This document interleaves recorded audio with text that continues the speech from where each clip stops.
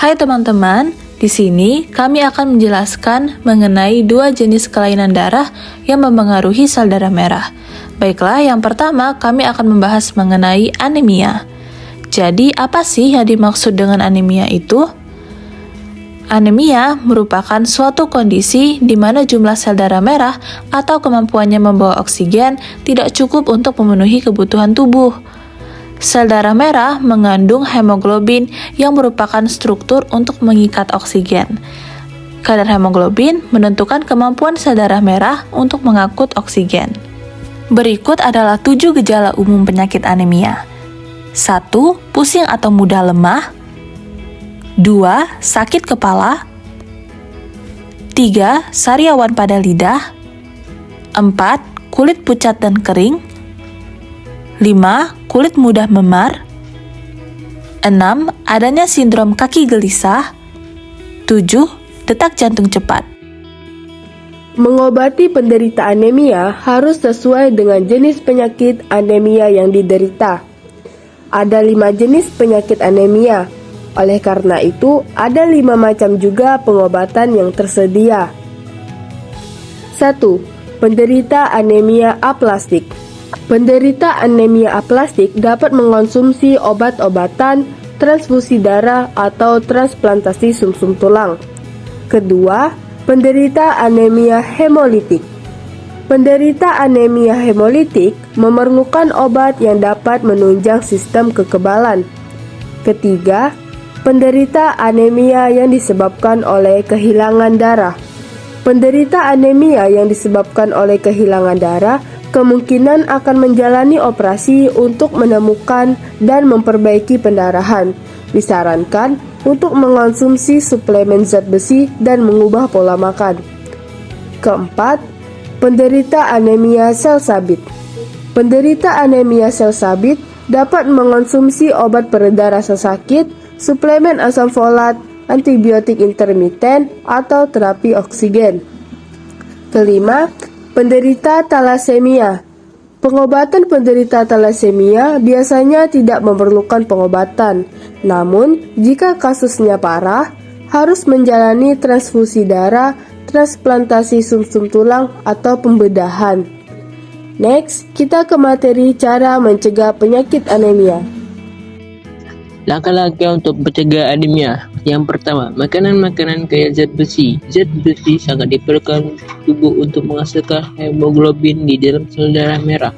Beberapa makanan yang mengandung zat besi antara lain daging tambah lemak, telur, sayuran hijau, dan lain-lain. Yang kedua, makanan-makanan mengandung vitamin B12. Salah satu makanan yang memiliki sumber vitamin B12 adalah hati hewan, karang laut, ikan, daging, dan lain-lain. Yang ketiga, makanan-makanan mengandung asam folat. Asam folat vitamin B9 membantu tubuh sel baru termasuk sel darah yang menggantikan sel darah mati. Yang keempat, mengkonsumsi makanan mengandung vitamin C. Vitamin C berperan dan menyerap zat besi di dalam usus halus. Inilah alasan orang yang mengurangi vitamin C berisiko mengalami anemia.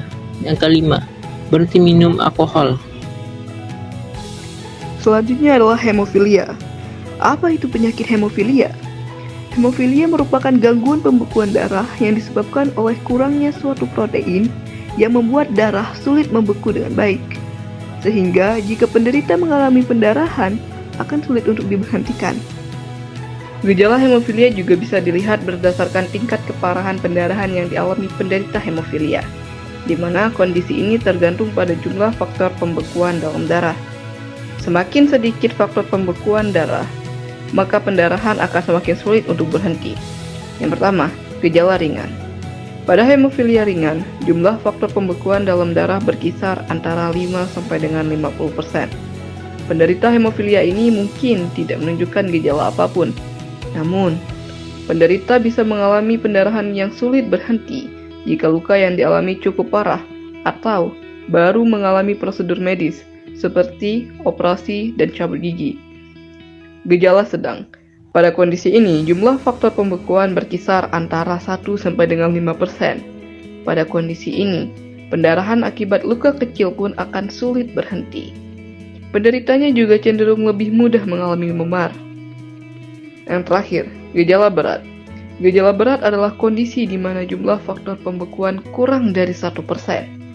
Kondisi ini membuat penderitanya sering mengalami pendarahan spontan tanpa sebab yang jelas, seperti gusi yang berdarah, mimisan, dan pendarahan atau pembengkakan di sendi atau otot.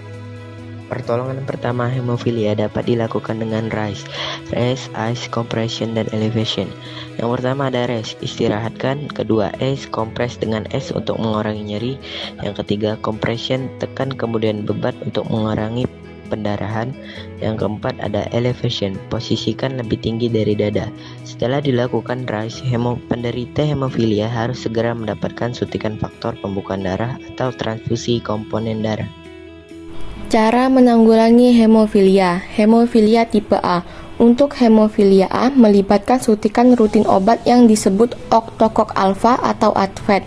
Suntikan setiap 48 jam seringkali direkomendasikan. Efek samping octocok alfa jarang terjadi, tetapi dapat mencakup ruam kulit yang gatal, kemerahan, dan nyeri di tempat suntikan. Hemofilia tipe B. Untuk penderita hemofilia B, melibatkan suntikan rutin obat yang disebut nonakok alfa atau Benefik. Suntikan 2 kali seminggu, seringkali direkomendasikan. Efek samping nonakok alfa jarang terjadi, tetapi dapat mencakup sakit kepala, merasa mual, ketidaknyamanan, dan pembengkakan di tempat suntikan. Hemofilia C. Penderita hemofilia C biasanya tidak memerlukan pengobatan kecuali sedang menjalani operasi atau mengalami cedera yang menyebabkan pendarahan hebat. Jika ini terjadi, tim medis akan berusaha meningkatkan faktor 11 ke tingkat yang memadai. Tim medis dapat melakukan ini dengan menggunakan plasma beku segar dari donor darah yang sehat dan obat-obatan yang menjaga agar faktor pembekuan tidak rusak.